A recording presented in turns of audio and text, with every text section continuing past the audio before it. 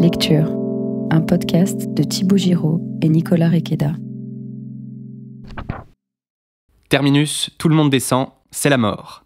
Si le bon sens est la chose la mieux partagée du monde, le devoir de passer l'arme à gauche, un jour ou l'autre, n'arrive pas loin derrière dans la liste. La Fontaine se montre pour une fois sans légèreté sur le sujet, au début de La mort et le mourant. Écoutons-le. Et le premier instant où les enfants des rois ouvrent les yeux à la lumière est celui qui vient quelquefois fermer pour toujours leurs paupières. Défendez-vous par la grandeur, alléguez la beauté, la vertu, la jeunesse. La mort ravit tout sans pudeur. Un jour, le monde entier accroîtra sa richesse. Glanant les pièces posées sur les yeux des défunts, la mort, âme après âme, thésaurise le monde. La belle image. Et oui, dans ce grand festin où la mort se baffre tout ce qu'elle peut, la faucheuse laisse tomber quelques miettes pour la littérature. D'abord, le spectacle de la mort des autres, qui devient une occasion de se scandaliser, souvent, de rêver à la suite, parfois, et de temps à autre, de penser à la sienne. Terminus, tout le monde descend, mais chacun à son tour. Et quand mon tour viendra, quelles seront les circonstances ? Est-ce que ce sera trop tôt ? Est-ce que ce sera trop tard ? La mort. Terminus qui égalise tout sur son passage, à en croire Meursault, n'égalise en réalité pas grand-chose en littérature. Ces miettes sont des graines qui ne demandent qu'à éclore. Slow clap, j'ai envie de dire. Alors on retrouve la fibre de dimanche à 10h là. Tu trouves ? Ah, ça me fait plaisir, ça fait plaisir. Ouais. Donc la mort, mais la mort fertile, c'est ça que tu m'avais donné comme thème. Ouais, exactement. Ce qui est intéressant, parce que bon, la mort c'est large, mais du coup fertile, comment faire naître la vie depuis la mort. C'est la mort, le texte de... La mort et le mourant. La mort et le mourant. Un texte vraiment sublime de La Fontaine. Au début, je m'étais dit que j'allais le mettre, et puis finalement, il est assez court. Et puis voilà, j'avais d'autres idées. Mais voilà, finalement, je me suis dit, vis-à-vis d'un philosophe, finalement, il fallait un paradoxe. Tu t'es forcé à citer Descartes en plus, alors... Exactement. Je savais pas trop comment prendre le sujet. Je l'ai pris de façon très littérale, d'abord en premier texte, en choisissant Frankenstein de Mary Shelley. Puisque voilà, finalement, comment rendre la mort vivante, enfin fertile, elle a répondu de façon assez directe, quoi. C'est on prend un mort et on le rend vivant, quoi. Ça répond au moins, ouais, c'est ça, exactement. C'est très concret, très littéral, très concret. Voilà, exactement. C'est droit au but. Autant il y a des fois où il y a des textes qu'on a choisis, où on a essayé d'un peu filouter, là au moins t'as été j'ai pris ce droit sujet. au but. C'est beau.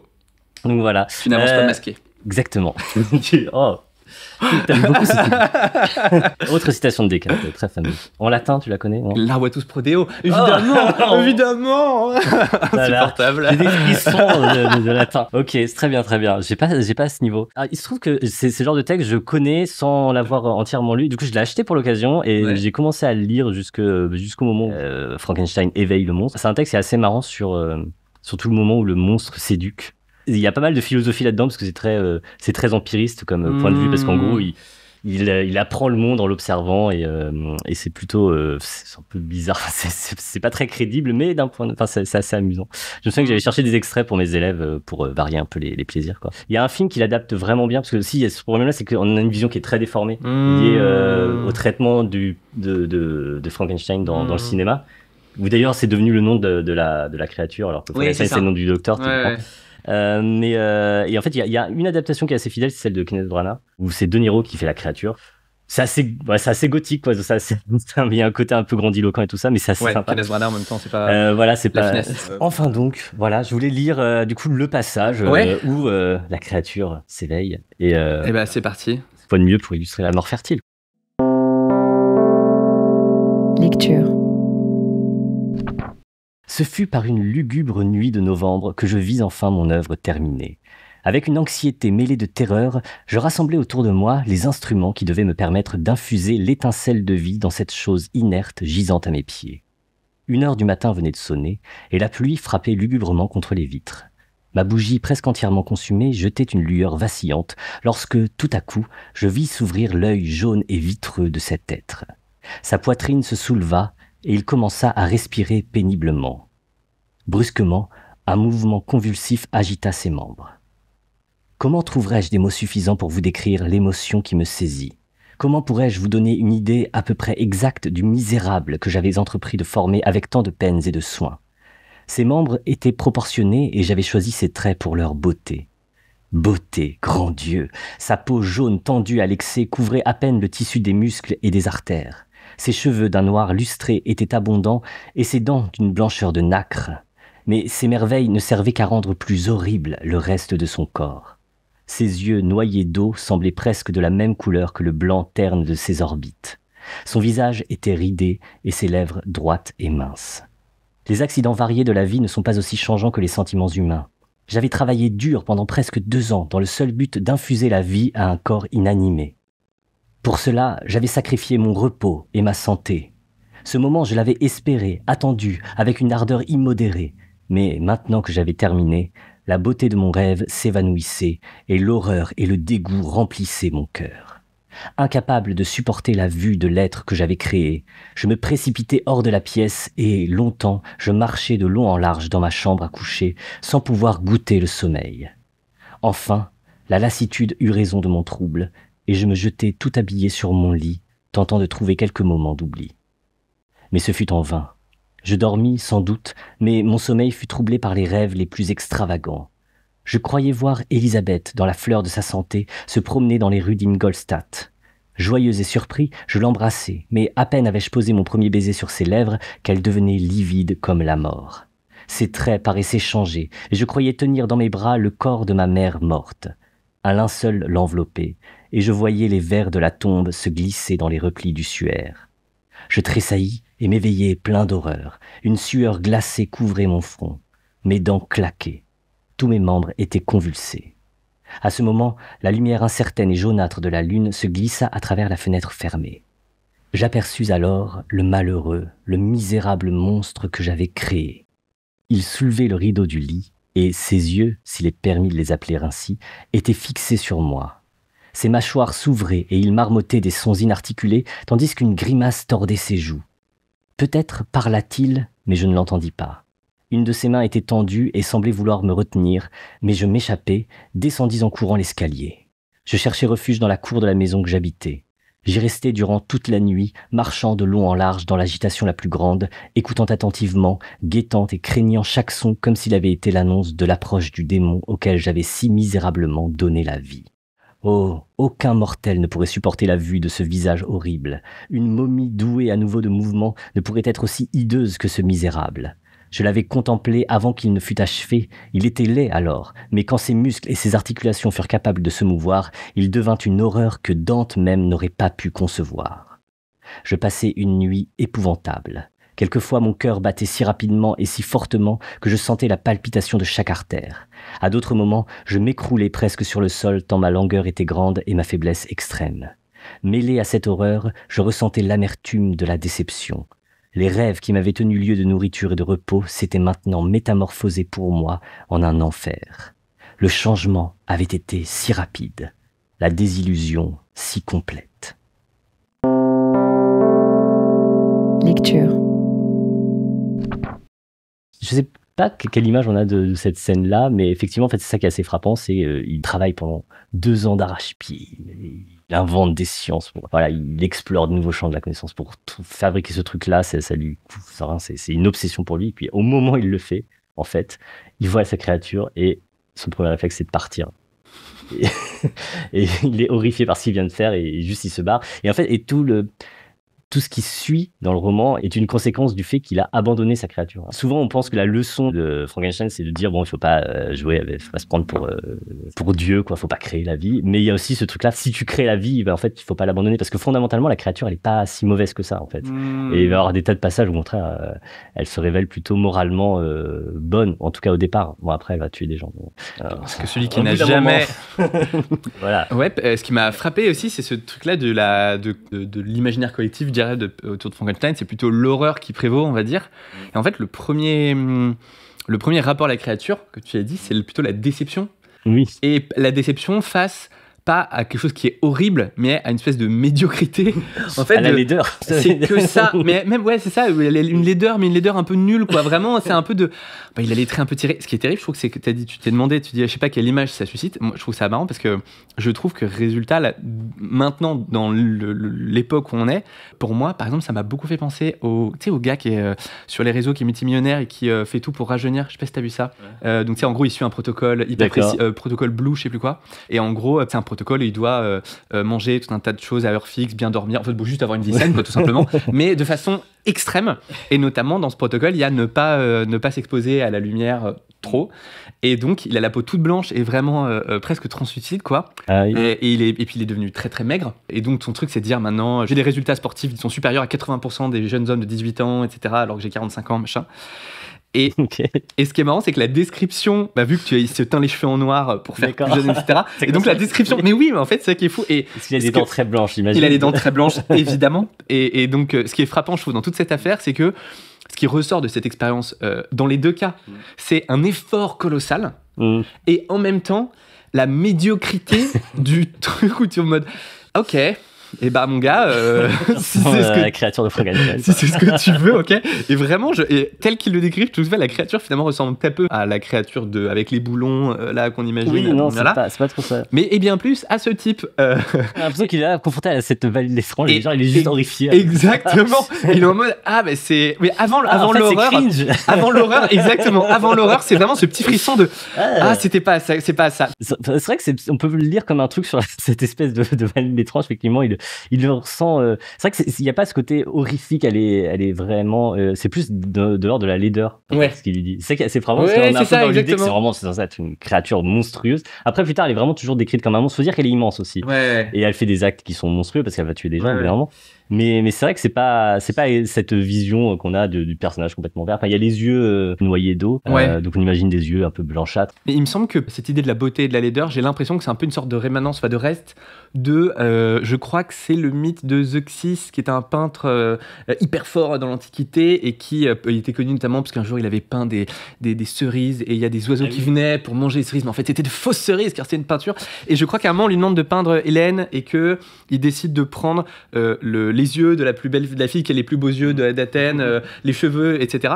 Et que là il y a un peu ce truc aussi d'une créature faite de briques et de broc, et qu'en fait quand il essaie de faire Hélène avec des membres qui de façon disparate sont beaux ou sont ok, facile, parce qu'il dit il a des bras qui étaient plutôt d'une forme habituelle, machin, mais c'est le reste qui était horrifique. Enfin, mais il dit que même ce qui était beau à la base, en fait, mis ensemble, ça marche pas.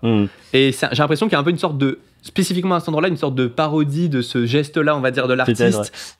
L'idée qu'il rassemble des cadavres pour... en fait, c'est pas dit tel quel dans le texte, mais effectivement, avant, on lit des passages où il explique que l'abattoir et la table de dissection lui fournissaient la plupart de ces matériaux pour son truc. Il parle de déterrer des cadavres aussi. Alors, on sait pas trop si c'est pour étudier la mort ou si c'est pour récupérer des bouts de cadavres, c'est pas très clair. C'est vrai qu'on a retenu un peu cette idée que ce serait un monstre un peu patchwork, ce qui est probablement... ce qui est pas si clairement dit que ça, il me semble.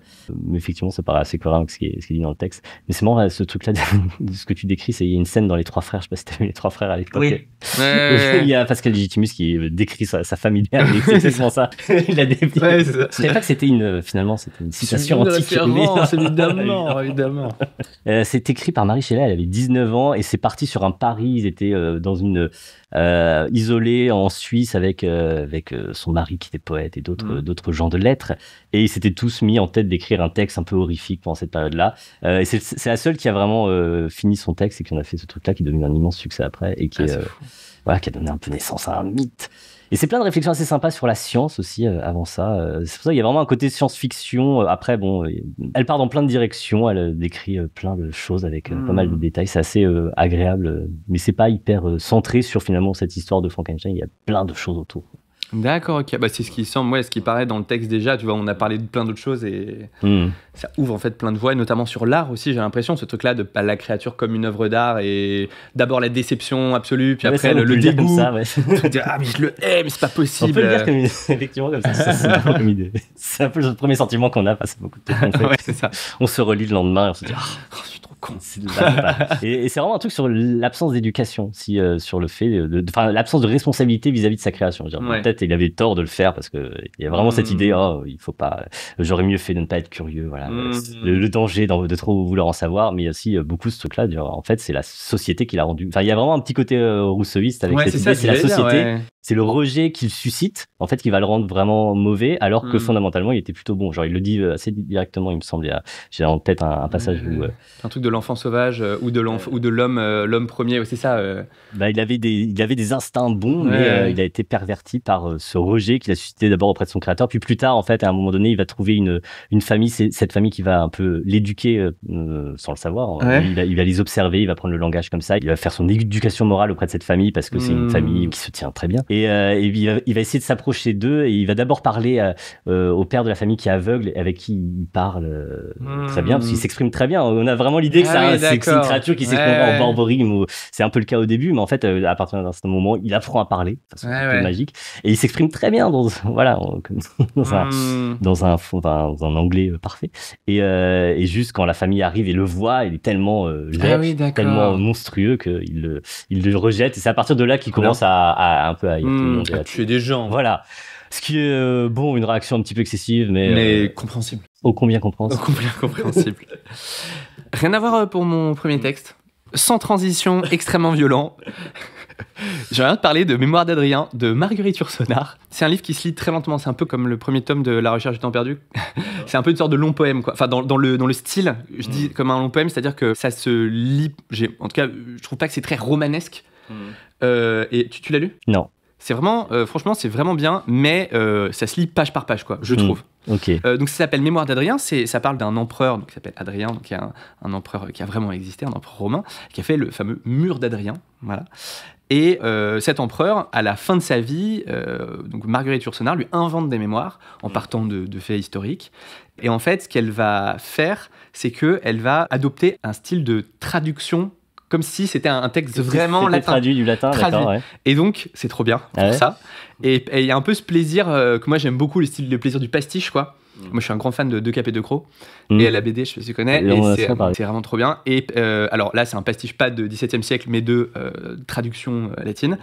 Ça se lit vraiment bien dans le sens où c'est tout un tas de réflexions et aussi on entre dans la pensée romaine, dans la pensée de cette époque et de surtout un style, elle pastiche aussi une façon de penser le monde qui peut être un peu agaçante parce qu'il y a un peu le côté de je suis équilibré en tout, je comprends tout. Il faut prendre du plaisir. C'est un peu stoïcien. Mais pas trop. Ouais, c'est une sorte de stoïcien type développement personnel quand on parlait dans ta vidéo. À la Marc Aurèle, quoi. Ouais, à la Marc Aurèle. Alors d'Adrien, on a un texte qui lui est attribué. Qui est un poème en fait qui s'appelle Animula Wagula Blondula. Donc c'est en fait ma petite âme toute douce et toute mouvante. Et en fait ce serait son épitaphe, je crois. Et en gros c'est au revoir, tu m'as donné beaucoup de plaisir et maintenant où vas-tu ma petite âme, etc. Et donc dans ce truc là de petite âmelette qui toute doucette, etc. Il y a un peu ce côté qui résume un peu tout le livre de un rapport au monde à la fois très sérieux mais très léger. Vraiment le truc de l'équilibre absolu. Vraiment toujours à la fois savoir s'amuser, ne pas dire non au plaisir, mais en même temps ne pas dire non non plus parfois à la sobriété, etc. Donc d'un côté c'est un peu agaçant et de l'autre côté on entre. C'est un en même temps finalement. C'est un véritable en même temps. Et donc ça commence par cet empereur qui se rend compte que finalement il est en train de mourir. Lecture.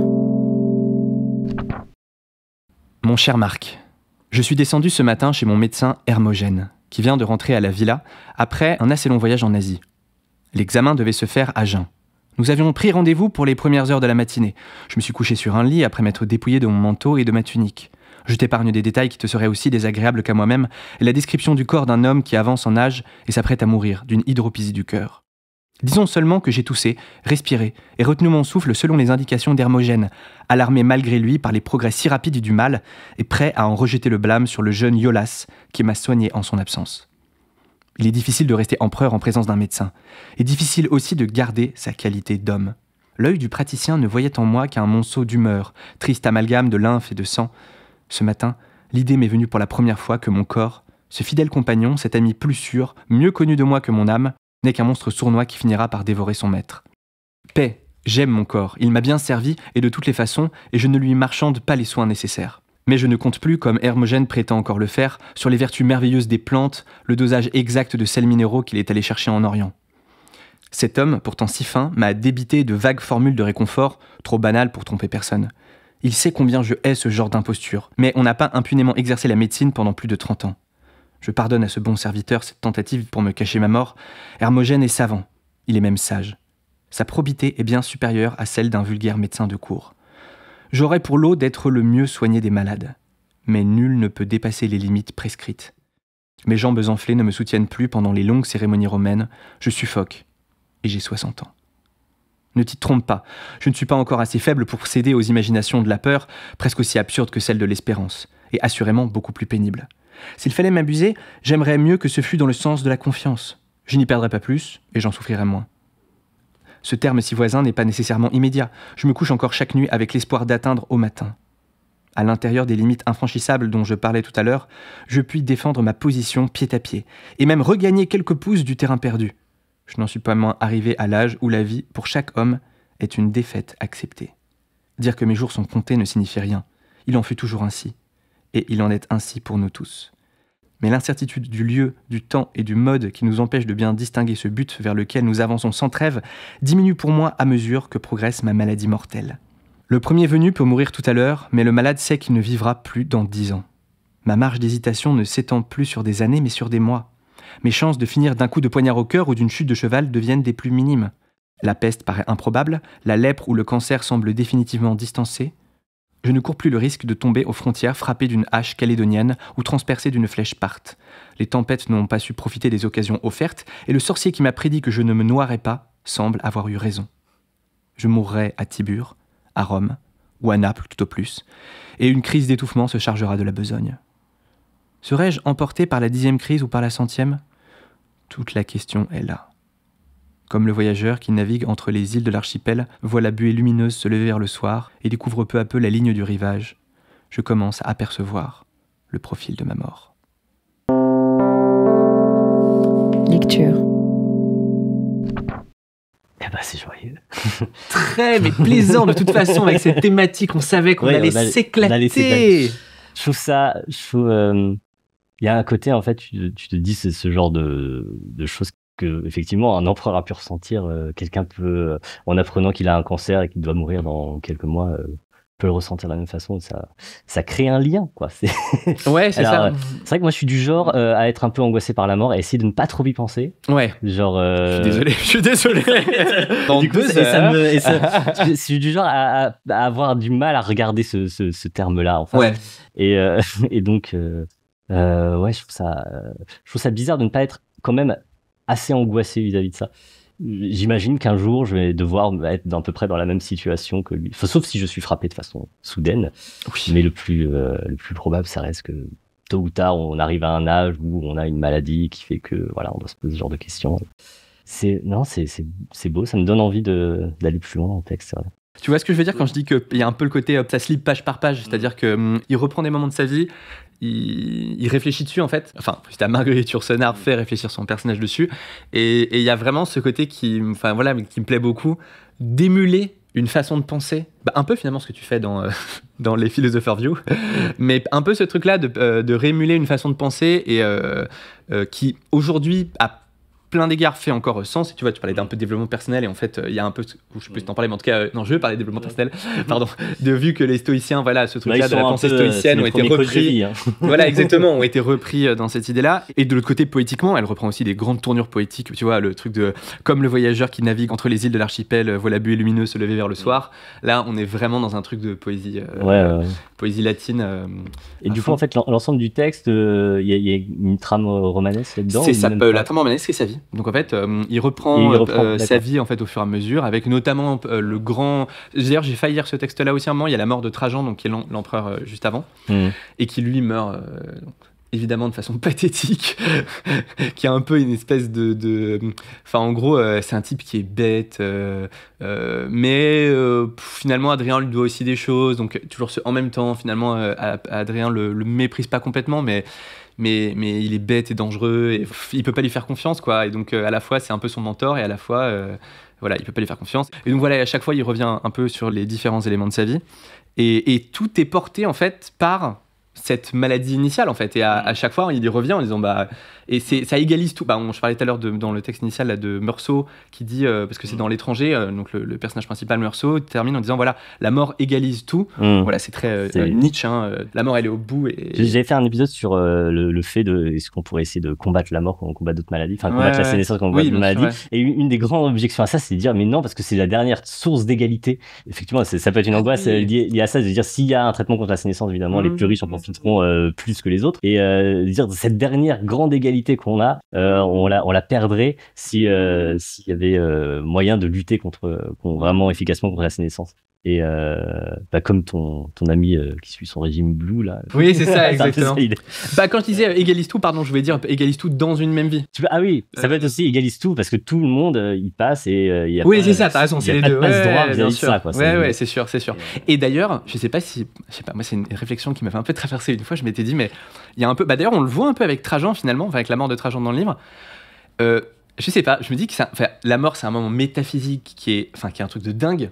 Tu vois, on parlait du sublime la dernière fois, ce truc de t'as le jeu d'échelle, tu vois, ta vie elle peut être vraiment naze et tu peux vraiment être quelqu'un qui à tous les égards vraiment fait que des trucs où t'es là je sais pas, je dis moi voilà, n'importe qui on peut avoir une vie vraiment mais où on fait que des choix bof et où finalement on est une personne un peu nulle, et à la fin on va vivre tous, on peut le vivre comme on va tous vivre ce drame de la mort, mais on va aussi vivre tout ce drame, c'est-à-dire un truc immense, colossal, de une plongée dans l'inconnu absolument totale.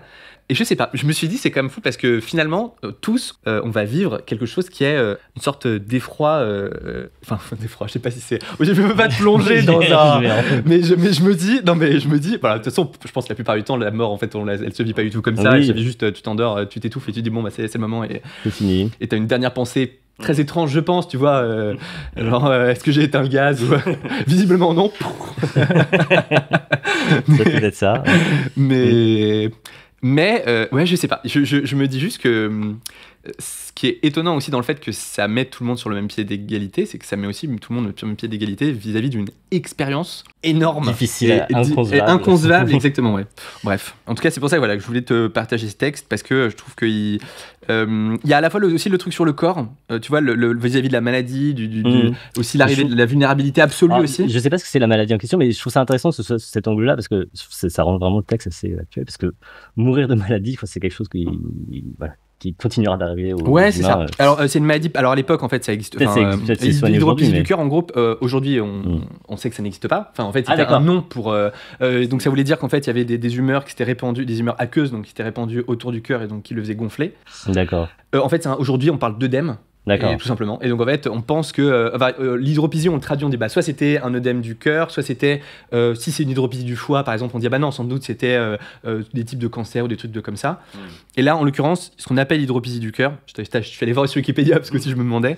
Et en gros, c'est un œdème du cœur, donc j'imagine le cœur qui gonfle, je ne sais pas. Donc voilà pour la mémoire. Ça nous rend un empereur assez proche, quoi. Et c'est marrant aussi qu'on lit Marc Aurèle, c'est empereur de Rome, difficile d'avoir une vie plus différente de la mienne, puis à une époque aussi très très éloignée, mais il y a énormément de choses qui font écho à ce qu'on peut ressentir. Bon, il y a des choses bizarres aussi, mais régulièrement, quand tu le lis, tu te dis que c'est des pensées qui restent intéressantes et qui résonnent avec nous encore aujourd'hui. Donc, deuxième texte qui n'a pas un grand rapport, je ne sais pas comment faire un lien. J'ai l'impression que c'est assez différent à chaque fois jusque-là ce qu'on a fait. Ouais. Je vais te lire un poème de Lecomte de Lisle. Oh, trop bien. Voilà. Donc Lecomte de Lisle, c'est un poète du 19e siècle que j'aime bien. Même s'il n'y a pas grand monde qui aime bien Lecomte de Lisle, j'ai l'impression. Il a ce côté, il écrit dans un français très pur, très soigné. Bon, c'est pas le vers classique non plus, on est quand même dans un vers un peu plus libre, mais on n'est pas dans les grands enjambements et choses bizarres qu'on peut trouver chez Hugo ou chez d'autres. Et en même temps, il a ce truc-là que j'aime bien, qui est de vouloir traiter de sujets un peu rugueux, souvent. Justement, le poème que je vais lire, ça sort des poèmes barbares. Et en fait, il aime pas du tout la modernité. Et il aime pas du tout le christianisme et toutes ces choses-là. Et il est très dans cette idée que finalement la beauté, faut la retrouver dans les époques anciennes, un peu païennes. Et donc, il essaye d'écrire des poèmes un peu à la mode païenne, ancienne, mais dans un français extrêmement pur et très soigné. Donc il y a un mélange assez marrant avec ça. Et donc c'est un poème que j'aime bien. Il se trouve même que je l'avais appris par cœur, parce que ça m'arrivait assez souvent d'apprendre par cœur des textes, fut un temps. Et qui s'appelle Le cœur de Hjalmar, qui est dans une ambiance un petit peu nordique. Je pense que ça a un certain rapport avec la mort fertile. Tu me diras à quel point tu valides le fait que ça puisse s'inscrire dans le truc. J'avoue que c'est un sujet que je trouvais pas évident à traiter. Parler de la mort, c'est assez facile, il y a plein de textes, mais la mort fertile, je trouvais ça plus complexe. C'est parti. J'ai oublié le livre comme un imbécile. Alors j'avais une très belle édition de Le Conte de Lille. C'est malheureux. Et donc je vais le lire sur mon téléphone. Voilà. Lecture. Une nuit claire, un vent glacé, la neige est rouge. 1000 braves sont là qui dorment sans tombeau, l'épée au poing, les yeux hagards, pas un ne bouge. Au-dessus tourne et crie un vol de noirs corbeaux. La lune froide verse au loin sa pâle flamme. Hjalmar se soulève entre les morts sanglants, appuyé des 2 mains au tronçon de sa lame. La pourpre du combat ruisselle de ses flancs.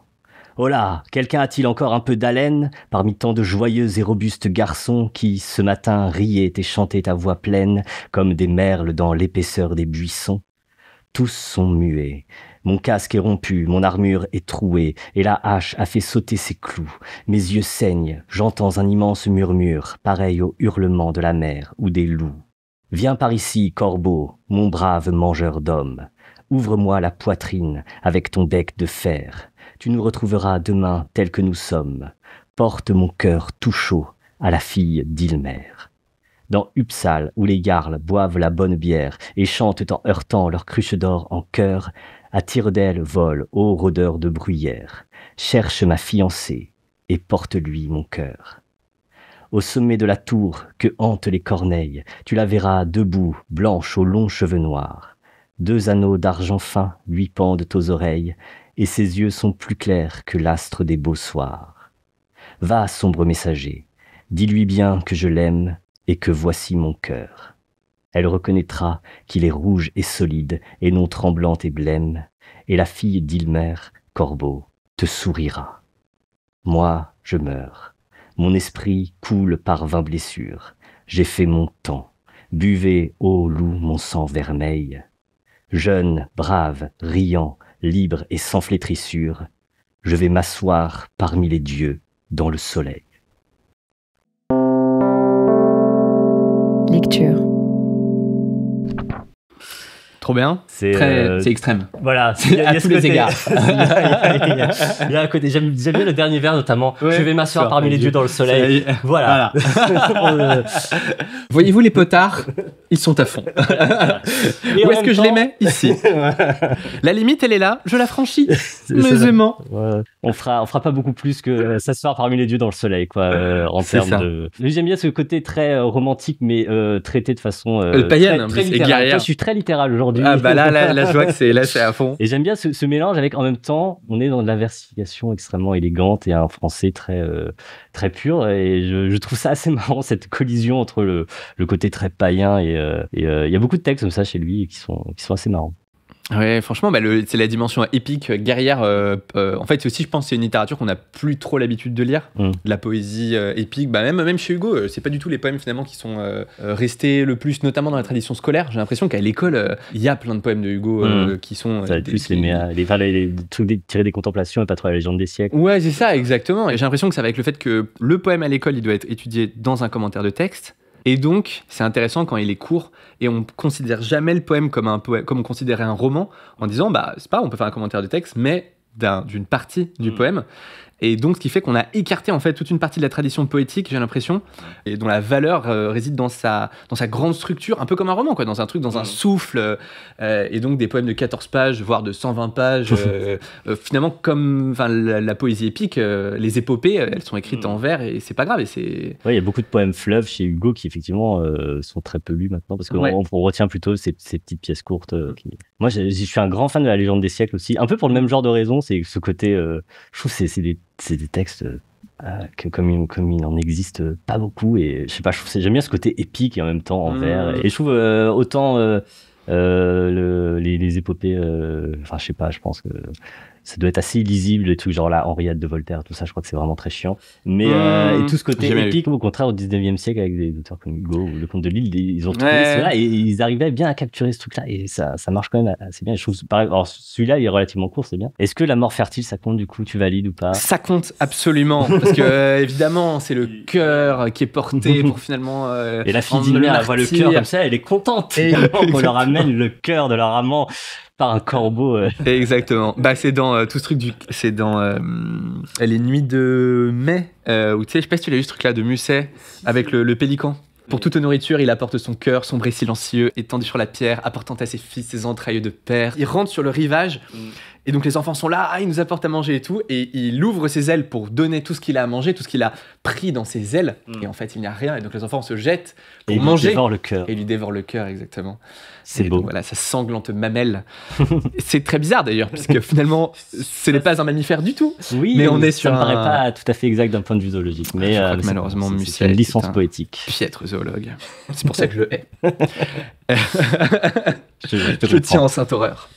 D'accord, et bah trop bien. Et bien figure-toi que pour une fois, on va pouvoir avoir une vraie transition, par contraste finalement, puisque alors même que toi tu me proposes une épopée païenne et grandiloquente, eh bien je te propose un poème d'un auteur chrétien et absolument, à la guimauve.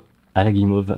Et c'est encore plus par contraste puisque j'ai eu l'idée de me dire, mais en fait, est-ce que je ne lirais pas deux textes collés? D'accord. Enfin, collés. Dans le recueil, ils se suivent presque. Il y a un texte entre les deux, mais surtout, en fait, ils se font référence. Il y a des référence manuscrits, je vois. L'un à l'autre. Ouais, au milieu, il fait ça, là. Je trouve pas ça très heureux. Alors, c'est Christian Bobin, est-ce que tu en as déjà entendu parler? J'ai déjà lu des poèmes de lui, oui. Mais, ou des textes courts de lui. Ouais. Je sais pas si c'était des poèmes ou autre. Mais j'en ai déjà lu et c'est vrai que je trouvais ça remarquablement bien écrit. Ok. Et ouais. Parce que je sais que c'est assez connu quand même. Ouais, alors en gros, je suis pas très poésie contemporaine, je connais pas bien. En fait, c'est un peu une sorte de mystique. Donc en gros, comment est-ce que dans le sensible se révèle l'éternité? Lui-même, il est chrétien, mais plutôt une sorte de, on va dire, un drôle de chrétien, si je puis dire. Voilà, avec un truc un peu où voilà, la figure du Christ est au centre de sa vie, mais il n'est pas non plus, j'ai l'impression, une espèce de catholique très orthodoxe, quoi. Ou d'une confession vraiment particulière. Quoi qu'il en soit, toute sa poésie est centrée autour de ça, de comment est-ce que l'immense se révèle dans le tout petit, finalement des thématiques justement très chrétiennes de ce point de vue-là.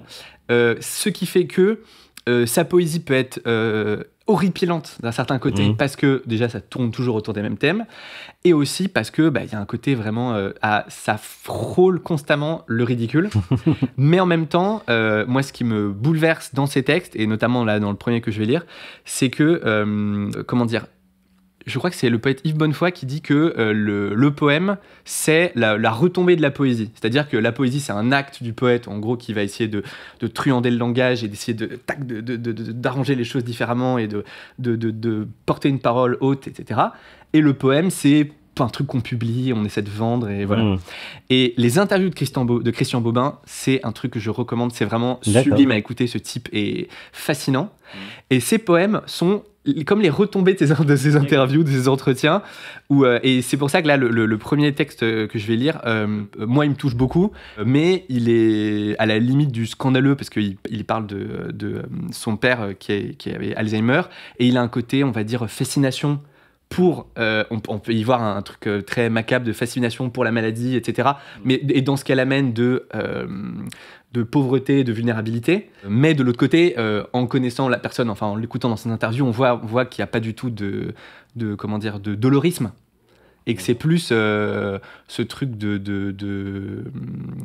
d'intérêt, pour dire que la vulnérabilité, en un sens, c'est ça qui nous sauve, qui sauve notre humanité.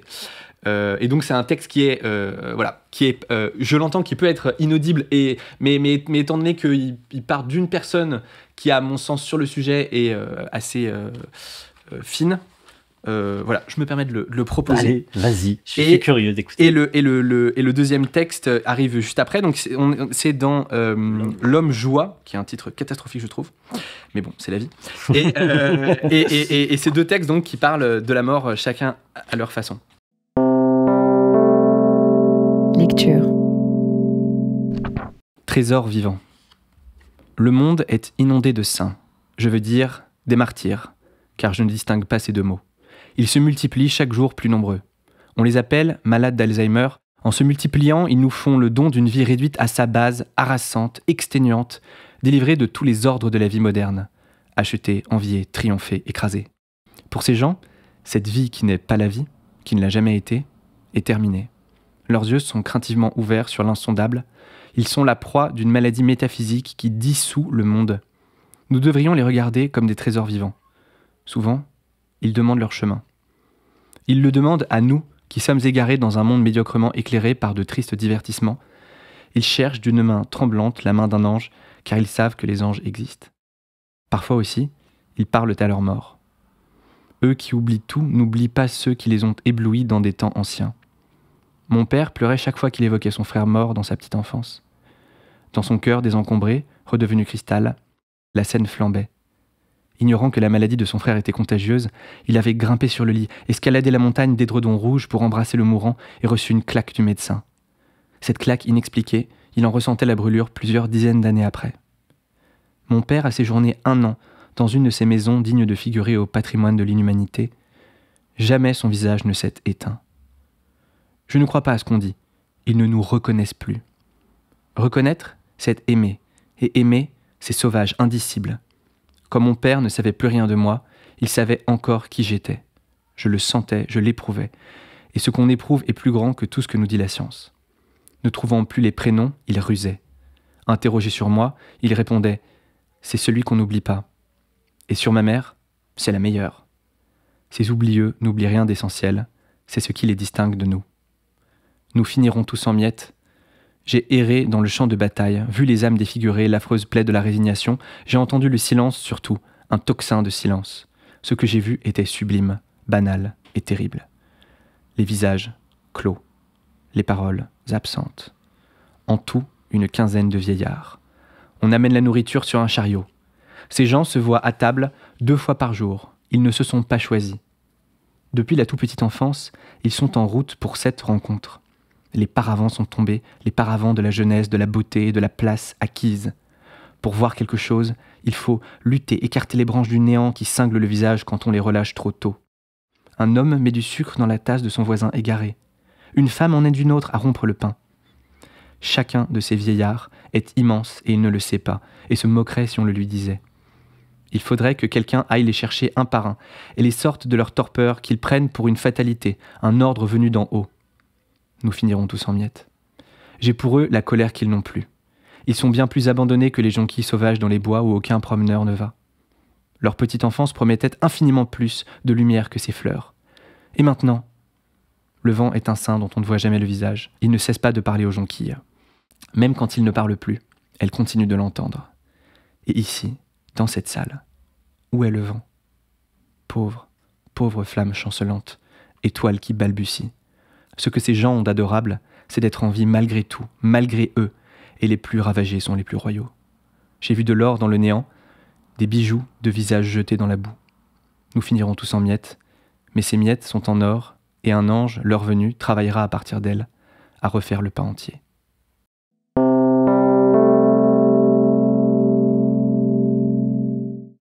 Le petit charbonnier. J'ai vu la mort éteindre 2 yeux couleur de Mirabelle. Ces yeux étaient ceux d'un petit chat noir, à la maigreur franciscaine, sorti de la forêt qui entoure la maison où j'écris. 2 années d'enchantement ont suivi sa venue, avant que la mort mette la main sur ce joyau. Dans la dernière heure, son corps adopte une souplesse de poupée de chiffon. Ses yeux tiennent un peu jusqu'à ce qu'une sidération les écarquille et que leur couleur Mirabelle inonde le monde. Son étonnement est alors d'un vrai penseur qui sent que quelque chose est sur le point de naître. Puis, une lumière noire, liquide, luisante comme une laque couvre ses yeux. Quelqu'un dont le masque semble celui d'une divinité égyptienne me regarde à travers eux, sans me voir. Un juge si profond qu'il renonce à son jugement. Des royaumes de nuit me fixent, indifférents, et tout prend fin. Une confiance, une douceur et une élégance ont ce soir-là à jamais disparu de l'univers. Quand je repense à cette soirée, un long éclair traverse mon cerveau et s'enfonce dans ses entassements blancs. J'avais eu le triste privilège de voir une innocence vidée en un instant de sa lumière. La grande vague noire lancée du fond des temps avait repris un des siens. Le chat avait rejoint la source de ses beaux yeux.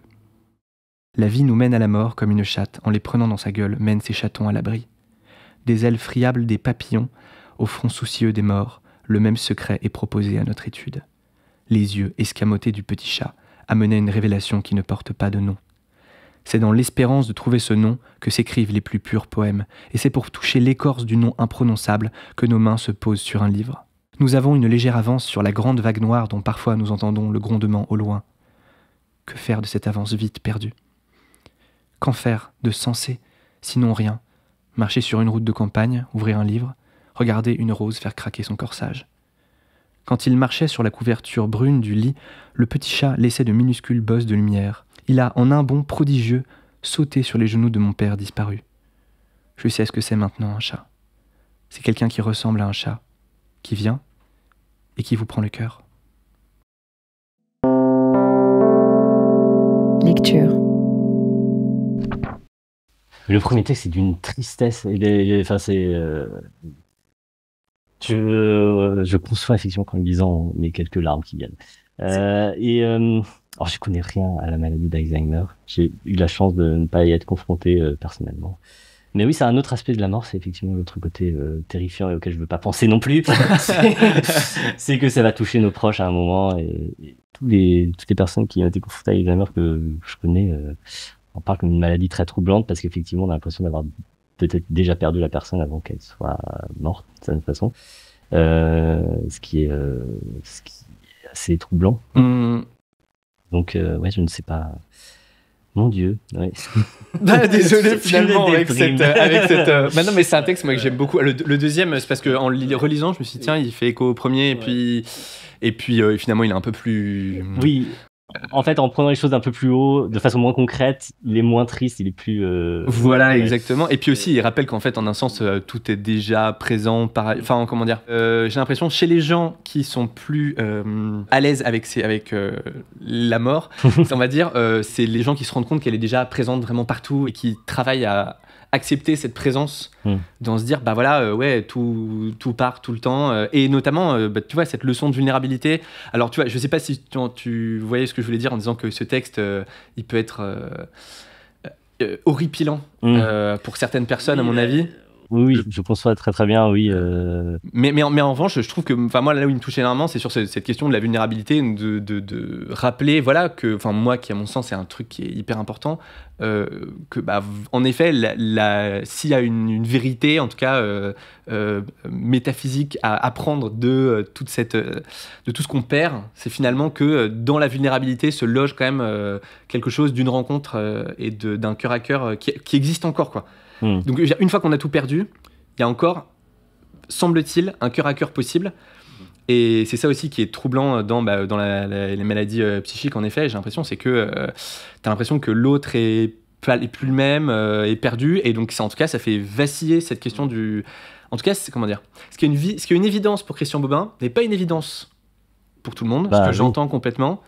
Et le prochain texte est beaucoup plus drôle, beaucoup plus léger. Je me rends compte, j'ai pas conscientisé ça, que j'ai choisi que des textes qui mettent un petit peu cette question de la mort un peu à distance. Genre, d'abord Frankenstein, après le truc, ce poème un peu voilà, outré.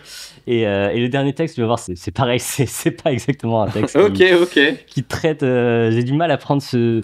justement parce que je trouve ça assez angoissant à tout point de vue, que ce soit ma propre mort ou la mort de mes proches, c'est des choses que je trouve assez terribles. Mais heureusement, tu nous amènes du Borges. Voilà, Borges. Je vais dire Borges, je sais probablement pas la bonne prononciation. Ouais, tu as une espèce de Borges, quelque chose comme ça. Ouais. Bon, bref. Ne t'entends rien. Oui, donc mon dernier texte, pareil, j'ai un peu triché, tu me diras si ça compte ou pas, ça va être une fertilité littéraire dans la mort. Vraiment, étant donné que moi je suis parti sur la fertilité de réflexion et la fertilité sur la vulnérabilité finalement. La fertilité c'est un bon terme, parce que finalement c'est assez plastique. Exactement. Je vais lire, alors déjà qu'est-ce que c'est que ce recueil fiction ? C'est une merveille. Je me souviens, tous mes amis profs de philo trouvaient ça génial et pendant longtemps, oui, ça doit pas être si bien que ça. Et un jour, je l'ai lu, je dis ouais, ok, c'est bon, c'est vrai. Un véritable banger finalement. C'est un énorme banger. Surtout, c'est un recueil de nouvelles et chacune est ma préférée quasiment. Ok. Il y en a pas beaucoup que j'en regarde. La première, c'est Tlön Uqbar Orbis Tertius, qui est incroyable. Pierre Ménard, auteur bien de sûr, auteur du Quichotte. C'est génial. Ouais. Je pense souvent. Oui, c'est un texte que j'adore. La loterie à Babylone que j'ai lu sur ma chaîne. Ouais. Enfin bref, il y a le truc de Babel là-dedans aussi. Ouais. Et donc je vais lire Le Miracle Secret. Je me disais que j'avais envie d'être gourmand, de la lire en entier parce qu'elle est quand même pas très longue. On est sur un truc raisonnable. Le style de Borges est très, c'est plein de petits détails, de petites références à des choses. On a l'impression qu'on devrait comprendre, qu'on ne forcément. C'est pas très grave si vous saisissez pas une référence. Parfois d'ailleurs, ça fait référence à rien. C'est un truc un peu inventé. Souvent, en fait, ça fait référence à des trucs. Il a une certaine érudition qui est assez folle. Mais voilà, donc faut pas s'arrêter. En fait, le fait qu'ils mettent tant de détails, ça sert plutôt à une sorte d'intérêt esthétique pour donner un effet de vérité, un effet comme s'il parlait vraiment d'un auteur bien précis ayant vécu, plutôt que ce soit important de saisir chacun. Enfin, en tout cas, c'est comme ça que je le comprends. Et donc voilà, tout ça pour dire, ne vous effrayez pas si vous n'avez pas toutes les références. Je vais le lire, comme ça je te laisse la surprise, puis tu me diras à nouveau si tu considères que ça traite ou non ton sujet. Lecture. Le miracle secret. La nuit du 14 mars 1939, dans un appartement de la Zeltnergasse de Prague, Jaromír Hladič, auteur de la tragédie inachevée Les Ennemis, d'une défense de l'éternité et d'un examen des sources juives indirectes de Jacob Böhme, rêva d'une longue partie d'échecs. Elle n'était pas disputée par 2 personnes, mais par 2 familles illustres. La partie avait été commencée depuis des siècles. Nul n'était capable d'en nommer l'enjeu oublié, mais on murmurait qu'il était énorme et peut-être infini. Les pièces et l'échiquier se trouvaient dans une tour secrète. Jaromír, dans son rêve, était l'aîné d'une des familles hostiles. Les horloges sonnaient l'heure du coup qui ne pouvait plus être retardée. Le rêveur parcourait les sables d'un désert pluvieux et ne parvenait à se rappeler ni les pièces ni les règles des échecs. À ce moment, il se réveilla.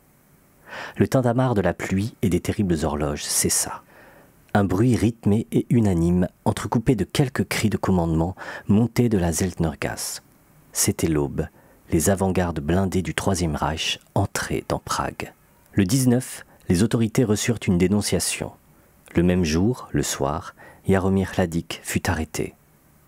On le conduisit dans une caserne aseptique et blanche sur la rive opposée de la Moldau. Il ne put se défendre d'aucune des accusations de la Gestapo. Son nom de famille maternelle était Jaroslavski, son sang était juif, son étude sur Böhme était judaïsante, sa signature allongeait la liste finale d'une protestation contre l'Anschluss.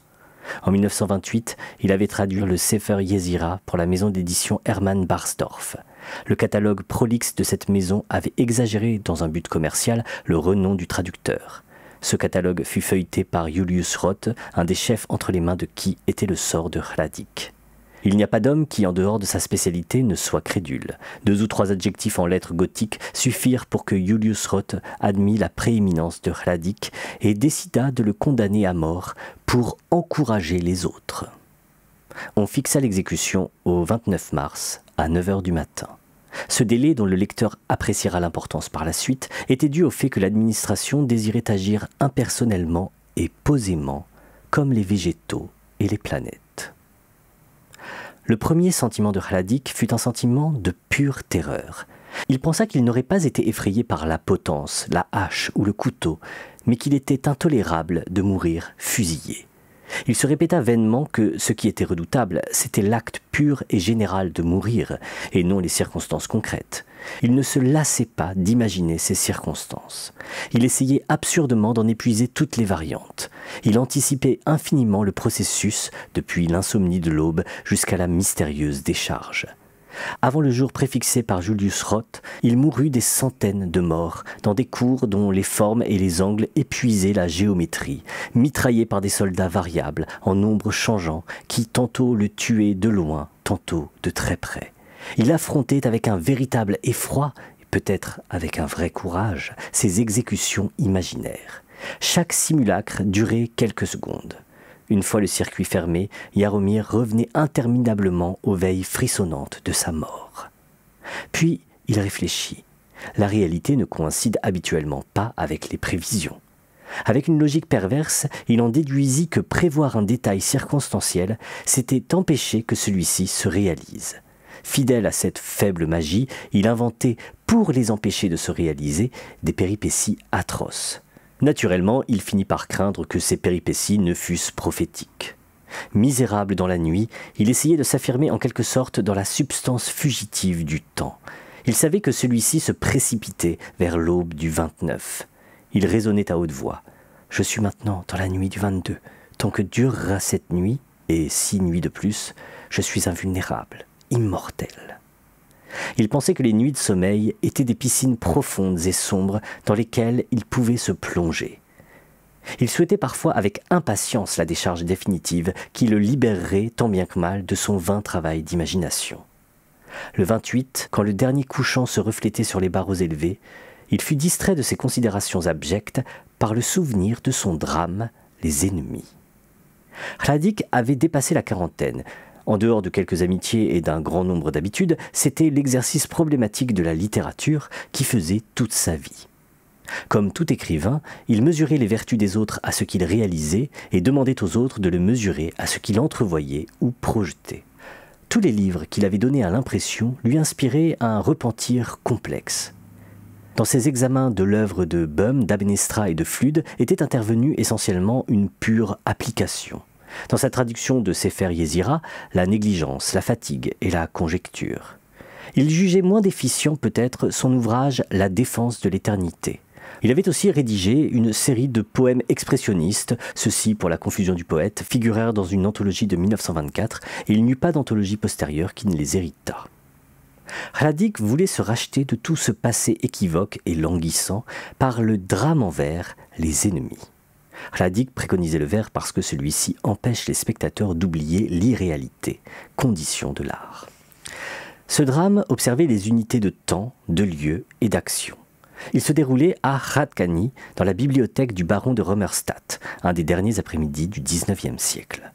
Dans la première scène du premier acte, un inconnu vient voir Römerstadt. Une horloge sonne 7 heures, une véhémence de dernier soleil exalte les vitres, le vent apporte une musique hongroise passionnée et reconnaissable. D'autres visites suivent celle-là. Römerstadt ne connaît pas les personnages qui l'importunent, mais il a la désagréable impression de les avoir déjà vus, peut-être en rêve. Tous le flattent exagérément, mais il est évident, d'abord pour les spectateurs du drame, puis pour le baron lui-même, que ce sont des ennemis secrets, conjurés pour sa perte. Römerstadt réussit à arrêter ou à déjouer leurs intrigues complexes. Dans le dialogue, ils font allusion à sa fiancée, Julie de Weidenau, et à un certain Jaroslav Kubin qui l'importuna quelquefois de son amour. Cet homme est devenu fou maintenant et croit être Römerstadt. Les dangers redoublent. Römerstadt, à la fin du second acte, se voit dans l'obligation de tuer un conspirateur. Le troisième et dernier acte commence. Les incohérences augmentent graduellement. Des acteurs qui semblaient déjà écartés de la trame reviennent. L'homme tué par Römerstadt revient pour un instant. Quelqu'un fait remarquer que la nuit n'est pas venue. L'horloge sonne 7 heures. Sur les vitres élevées se reflète le soleil du couchant. Le vent apporte une musique hongroise passionnée. Le premier interlocuteur paraît et répète les paroles qu'il avait prononcées dans la première scène du premier acte. Römerstadt lui parle sans étonnement. Le spectateur comprend que Römerstadt est le misérable Jaroslav Kubin. Le drame n'a pas eu lieu. Il est le délire circulaire que Kubin vit et revit interminablement. Hladic ne s'était jamais demandé si cette tragicomédie d'erreur était futile ou admirable, rigoureuse ou fortuite. Dans l'argument que j'ai ébauché, il voyait l'invention la plus apte à dissimuler ses défauts et à exercer ses idées heureuses, la possibilité de racheter symboliquement la part fondamentale de sa vie. Il avait déjà terminé le premier acte et une scène du troisième. Le caractère métrique de l'œuvre lui permettait de l'examiner continuellement en rectifiant les hexamètres sans avoir le manuscrit sous les yeux. Il pensa qu'il lui manquait encore 2 actes et qu'il allait bientôt mourir. Il parla à Dieu dans l'obscurité. « Si j'existe de quelque façon, si je ne suis pas une de tes répétitions, un de tes errata, j'existe comme auteur des ennemis. Pour terminer ce drame qui peut me justifier et te justifier, je demande 1 année de plus. Accorde-moi ces jours, toi à qui les siècles et le temps appartiennent. » C'était la dernière nuit, la plus atroce, mais 10 minutes plus tard, le sommeil le noya comme une eau sombre. Vers l'aube, il rêva qu'il s'était caché dans une des nefs de la bibliothèque du Clémentinum. Un bibliothécaire aux lunettes noires lui demanda « Que cherchez-vous » Hladic répliqua je cherche Dieu. Le bibliothécaire lui dit « Dieu est dans l'une des lettres de l'une des pages de l'un des 400 000 tomes du Clémentinum. Mes parents et les parents de mes parents ont cherché cette lettre. Je suis devenu aveugle à force de la chercher. » Il ôta ses lunettes et Hladik vit ses yeux morts. Un lecteur entra pour rendre un atlas. « Cet atlas est inutile, dit-il, et il le donna à Hladik. Celui-ci l'ouvrit au hasard. Il vit une carte de l'Inde, vertigineuse. Brusquement certain, il toucha une des plus petites lettres. Une voix de partout lui dit « Le temps pour ton travail t'a été accordé. » Alors, Hladik se réveilla. Il se rappela que les songes des hommes appartiennent à Dieu et que Maïmonide a écrit que les paroles d'un rêve sont divines quand elles sont distinctes et claires et qu'on ne peut voir celui qui les a prononcées. Il s'habilla, 2 soldats entrèrent dans sa cellule et lui ordonnèrent de les suivre. De l'autre côté de la porte, Hladik avait prévu un labyrinthe de galeries, d'escaliers et de pavillons. La réalité fut moins riche. Ils descendirent dans une arrière-cour par un seul escalier de fer. Plusieurs soldats, dont l'un avait un uniforme déboutonné, examinaient une motocyclette et la discutaient. Le sergent regarda sa montre, il était 8h44. Il fallait attendre le coup de 9h. Hladik, plus insignifiant que malheureux, s'assit sur un tas de bois. Il remarqua que les yeux des soldats fuyaient les siens. Pour adoucir l'attente, le sergent lui offrit une cigarette. Hladik ne fumait pas. Il l'accepta par courtoisie ou par humilité. En l'allumant, il vit que ses mains tremblaient. Le ciel se couvrit, les soldats parlaient à voix basse, comme s'il était déjà mort. Vainement, il essaya de se rappeler la femme dont le symbole était Julie de Weidenau. Le peloton se forma et se mit au garde-à-vous. Hladik, debout contre le mur de la caserne, attendit la décharge. Quelqu'un craignit que le mur ne fût taché de sang, alors on ordonna aux condamnés d'avancer de quelques pas. Hladik, absurdement, se rappela les hésitations préliminaires des photographes. Une lourde goutte de pluie frôla une des tempes de Hladik et roula lentement sur sa joue. Le sergent vociféra l'ordre final. L'univers physique s'arrêta. Les armes convergeaient sur Hladik, mais les hommes qui allaient le tuer étaient immobiles.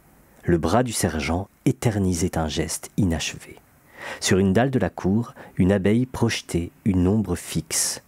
Le vent avait cessé comme dans un tableau. Hladik essaya un cri, une syllabe, la torsion d'une main. Il comprit qu'il était paralysé.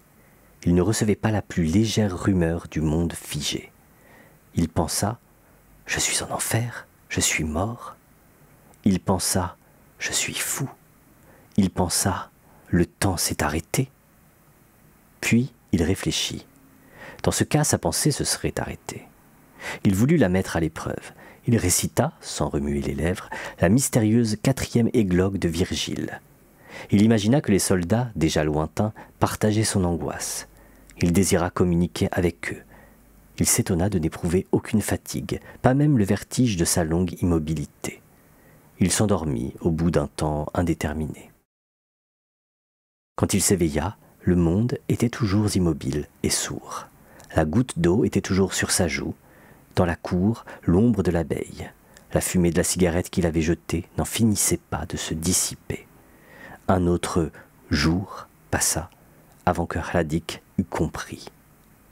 Il avait sollicité de Dieu une année entière pour terminer son travail. L'omnipotence divine lui accordait une année.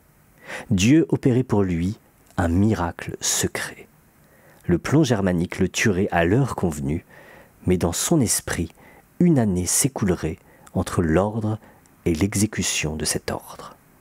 De la perplexité, il passa à la stupeur, de la stupeur à la résignation, de la résignation à une soudaine gratitude. Il n'avait pour tout document que sa mémoire. Son habitude d'apprendre chaque hexamètre ajouté lui avait imposé une heureuse rigueur que ne soupçonnaient pas ceux qui aventurent et oublient des paragraphes intérimaires et vagues. Il ne travailla pas pour la postérité, ni même pour Dieu, dont il connaissait peu les préférences littéraires.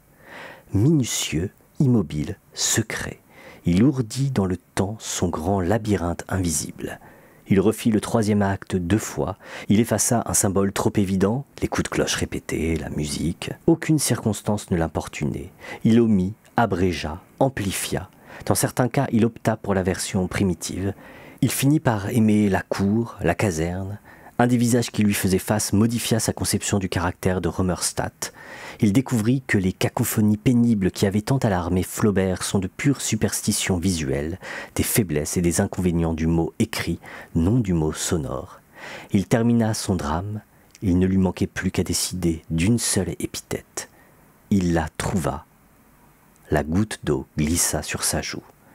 Il commença un cri affolé, remua la tête, la quadruple décharge l'abattit. Jaromír Hladič mourut le 29 mars à 9h02 du matin. Lecture. Trop bien. Ça entre entièrement C'est bon, c'est dans le validé. thème. Ça C'est rend- particulièrement fertile, finalement, C'est- cette oui. mort.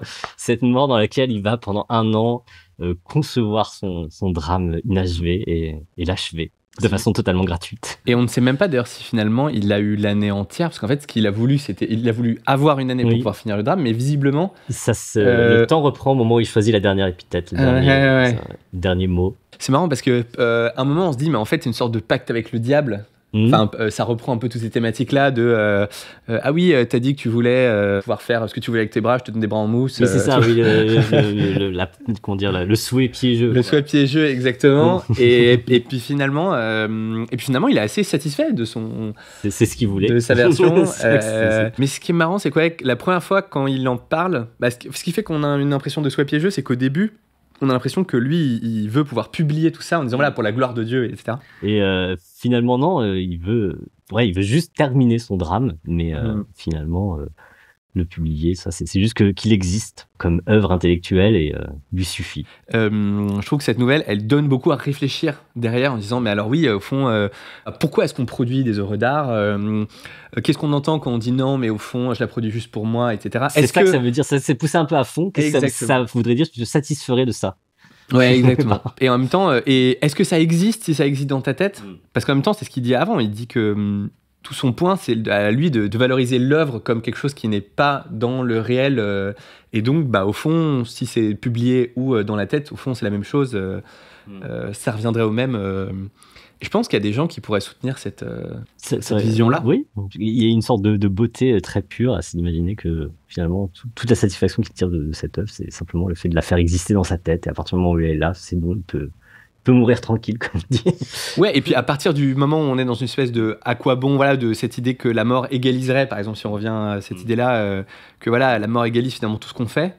Finalement, qu'on le fasse pour se faire applaudir par des gens, qu'on le fasse pour que d'autres personnes en soient nourries, pour la postérité, etc. Si on est dans une vision très, on va dire, matérialiste, finalement, le simple fait de faire advenir à l'existence, même d'un point de vue juste psychique, devrait suffire. Ça te satisferait d'écrire le meilleur livre du monde dans ta tête. Il existe vraiment, tu peux le réciter de bout à bout, mais jamais il ne sortira de ta tête et tu meurs l'instant d'après. Il faut croire que, par exemple, Frankenstein aurait peut-être dû faire ça, quoi. Parce qu'en fait, au moment où le livre sort, c'est la déception. Mais en fait, le livre parfait, en un sens, c'est le livre non publié, parce que personne ne vient y mettre ses sales interprétations ou ses sales pattes, son sale regard de lecteur. Et c'est un problème qui se pose dès le début des réflexions sur le livre. Je crois que tu en avais parlé d'ailleurs dans ton livre. Platon qui dit oui, le problème du livre, à la différence de la parole, c'est qu'il s'en va de droite et de gauche. Voilà, il n'a plus le secours de son père pour le défendre. Voilà, c'est pas comme un discours oral qui. Ouais, c'est ça. Non, j'ai pas du tout voulu dire ça, etc. Et c'est vrai que finalement, là, il y a un peu cette idée de dire au moins. Il est à l'abri dans mon propre cerveau et personne. Et je sais ce que j'ai voulu dire, en tout cas, je sais ce que j'ai mis. Oui, c'est peut-être le summum de vraiment la pure jouissance intellectuelle, égoïste. Enfin, c'est vrai que c'est très étrange. Marc Aurèle, et Pensées pour moi-même, visiblement, c'était censé être une espèce de journal. Vraiment pour lui-même. Il avait jamais eu en tête l'idée que peut-être je suis empereur quand même sur tout ouais, ce papier. C'est ça. Je pensais pour moi-même et peut-être pour pour la postérité qui découvriraient mon papier le plus grand des hasards posé en évidence sur ma table de chevet au moment de ma mort où tout le monde était là. Si t'écris des pensées pour toi-même, effectivement, tu peux ne pas les garder quelque part. Détruire, par exemple. Tu peux les détruire si c'est. Après, peut-être que malheureusement, là, c'était gravé. Même il les gravait sur du marbre. Et donc, c'est possible qu'il les dicté aussi. C'est ça, exactement. Je ne sais pas comment elles ont été rédigées exactement. Mais donc, dicté en plusieurs exemplaires pour lui-même, au cas où. C'est ça. Et pour les autres moi-même, car finalement nous sommes tous des Marc Aurèle. Évidemment. Eh bien, tu as parlé d'une mort fertile artistique, finalement. Oui. Eh bien, c'est une mort fertile tout aussi artistique que je te propose, avec un poème de Boris Vian. Sur notre chaîne YouTube, la Lemoc, il y a des années, on avait fait Je voudrais pas crever. Ah oui, trop bien. Super belle animation et tout. On a mis Timothée Mirono qui a fait l'animation super, avec la voix d'Irénée de Riva et la musique de Madeleine Brossier. Et vraiment, c'était le poème, est sublime de Boris Vian. Ça peut vous tirer des petites larmes. Ouais, franchement, enfin voilà, justement, je peux le survendre parce que on a juste eu un rôle de direction artistique, on va dire. Et le texte donc que j'aimerais te lire est aussi un poème sur la mort. Il se trouve que Boris Vian avait un rapport très spécifique à la mort puisqu'il avait une maladie du cœur. Il l'a su assez tôt et il savait qu'en fait, il allait mourir très jeune. D'ailleurs, il est mort très jeune. La légende veut que ce soit juste après avoir vu J'irai cracher sur vos tombes au cinéma, qu'il se soit levé en disant non. Parce que pour le film, il avait demandé à ce que son nom ne soit pas inscrit, soit juste un pseudonyme. Je crois que dans le générique final, finalement, c'est pas un pseudonyme et donc voilà, et après il aurait fait un arrêt cardiaque. Et je sais pas exactement si c'est vrai. Cette anecdote, elle est racontée dans le podcast Des trains à travers la plaine. D'accord. Et podcast génial que je recommande. Et donc il s'agit de Je mourrai d'un cancer de la colonne vertébrale. D'accord. Qui joyeux est plus drôle qu'on ne peut l'imaginer, qu'on pourrait le croire. Ok, joyeux toujours, tout ça. Non. Franchement, c'est un poème assez marrant. Ok. Beaucoup plus drôle que Je voudrais pas crever. Lecture. Je mourrai d'un cancer de la colonne vertébrale. Ça sera par un soir horrible, clair, chaud, parfumé, sensuel. Je mourrai d'un pourrissement de certaines cellules peu connues. Je mourrai d'une jambe arrachée par un rat géant, jailli d'un trou géant. Je mourrai de sang coupure. Le ciel sera tombé sur moi. Ça se brise comme une vitre lourde. Je mourrai d'un éclat de voix, crevant mes oreilles. Je mourrai de blessures sourdes infligées à 2 heures du matin par des tueurs indécis et chauves. Je mourrai sans m'apercevoir que je meurs. Je mourrai enseveli sous les ruines sèches de 1000 mètres de coton écroulé. Je mourrai noyé dans l'huile de vidange, foulé aux pieds par des bêtes indifférentes et juste après par des bêtes différentes. Je mourrai nu, ou vêtu de toile rouge, ou cousu dans un sac avec des lames de rasoir. Je mourrai peut-être sans m'en faire, du vernis à ongles aux doigts de pied, et des larmes plein les mains, et des larmes plein les mains. Je mourrai quand on décollera mes paupières sous un soleil enragé, quand on me dira lentement des méchancetés à l'oreille. Je mourrai de voir torturer des enfants et des hommes étonnés et blêmes. Je mourrai rongé vivant par des vers. Je mourrai les mains attachées sous une cascade. Je mourrai brûlé dans un incendie triste. Je mourrai un peu, beaucoup, sans passion, mais avec intérêt. Et puis, quand tout sera fini, je mourrai. Lecture. Et c'est bizarrement léger. Ouais, franchement, c'est à la fois léger. Il y a un moment qui me bouleverse, c'est quand il dit avec des larmes plein les mains, avec des larmes plein les mains. Trop fort, c'est trop fort, Boris. Vraiment, je trouve qu'il arrive à nous choper en plein milieu d'un poème qui est assez marrant. Les tueurs qui arrivent en plein milieu de la nuit et qui sont méchants. Indécis et chauves. Les animaux indifférents et puis différents. C'est drôle. Ça me fait penser, on a l'impression qu'il conjure le fait que ça arrive justement en parlant. Ouais. Si chaque mort imaginée ne pouvait pas se réaliser. Ouais, c'est ça. Puisque évidemment tout est incompatible. Et je trouve ça, non, il est drôle. C'est vrai que c'est souvent. Et en même temps, ouais, il touche par moments des choses terribles. Et puis après tout ça, je mourrai. Donc, ouais, mais moi ça je le vois vraiment comme un truc plutôt, en fait, au fond. Et après tout, mourir. Hop, snap, c'est fini. Donc en fait à la fin snap, mais en fait ce qui est intéressant c'est pas le snap, c'est la terreur de dire comment est-ce que ça va se passer, quelles sont les circonstances, etc. En même temps ce que nous apprend finalement Mémoire d'Adrien, c'est qu'en fait les circonstances, plus on avance, plus en fait les circonstances, c'est être sur les toilettes et puis faire un petit voilà. Voilà, normalement c'est à peu près ça pour beaucoup de monde, mais il y a ce truc en effet de la peur de dire mais attends, comment ça va se passer, hein. Et il y a un moment, il y a une réminiscence mais c'est quoi de l'écume des jours. Oui, je sortirais mangé par des rats géants sortis d'un trou géant. C'est quand il y a Jean Solpartre qui arrive sur son éléphant, je crois, à sa conférence, et les gens sont là, Jean Sol, je t'aime. Et en fait, tout le monde se bouscule, il y a des gens qui meurent étouffés, et puis il y a des rats qui sortent des égouts pour prendre les gens et les emporter, des rats géants, etc., pour les croquer. Je crois qu'il y a un truc comme ça à un moment au détour d'une phrase, et j'ai l'impression que c'est un peu une sorte d'image qui revient, en tout cas, qui revient. De taille inhabituelle. Exactement. C'est le petit côté Tortue Ninja, finalement, de Boris Vian. Ah oui, aussi, effectivement. Splinter, si tu nous écoutes. Chouette petit texte de Boris Vian, parce qu'il y a vraiment une plume sympa. Mais ce poème-là, ouais, moi je l'avais découvert dans une lecture de Jean-Louis Trintignant, qui a fait un spectacle sur 3 poètes libertaires, à savoir Boris Vian, Desnos et Prévert.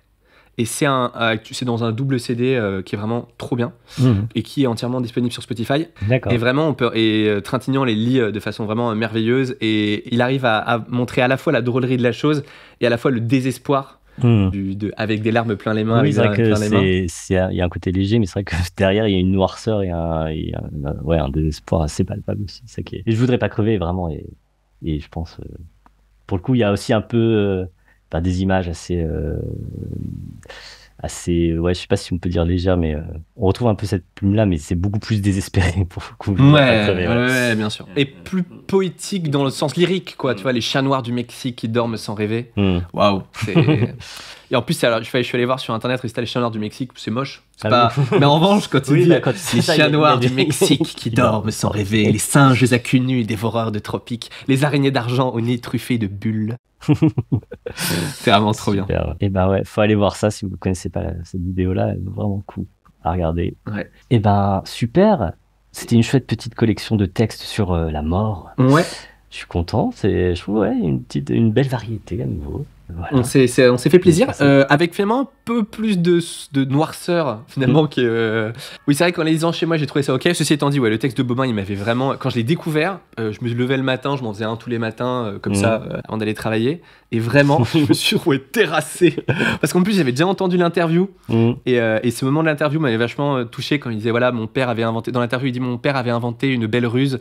Lorsqu'il me présentait à ses amis, il disait voici celui qu'on n'oublie pas. et donc c'est vraiment le et donc là il le dit un peu différemment, et vraiment je me suis retrouvé terrassé par ce texte. Je suis désolé d'avoir finalement travaillé sur quelque chose de plus sombre que prévu. Mais il le faut. Voilà, en tout cas j'espère que les auditeurs et auditrices auront eu la joie d'entendre un peu tous ces beaux textes. En tout cas c'était un plaisir d'entendre ceux que tu c'était un plaisir de proposer. Oui. C'est pour ça qu'on est là. Oh là là, c'était chiant. Quoi qu'il en soit, pour le prochain épisode, on va parler des méchants. Voilà. Les vrais méchants. Voilà, les vrais méchants, les méchants sublimes, les méchants qui poussent la méchanceté à leur paroxysme, à leur limite. C'est ça. Plus totale. Je veux des vrais méchants. Eh bien, je vais t'en proposer. Ne t'en fais pas. J'en ai quelques-uns pour ma part. Et si vous voulez nous envoyer des suggestions de vrais méchants et de textes qui parlent de vrais méchants, vous pouvez nous les envoyer. Exactement. N'hésitez pas dans les commentaires de cette vidéo si vous êtes sur YouTube, sur notre compte Instagram. Et puis voilà. À la prochaine. À la prochaine. Au revoir. Au revoir. C'était Lecture, un podcast de Thibaut Giraud et Nicolas Requeda. Abonnez-vous pour ne rien manquer et suivez l'émission sur Instagram @podcastlecture. Merci pour votre écoute et à bientôt.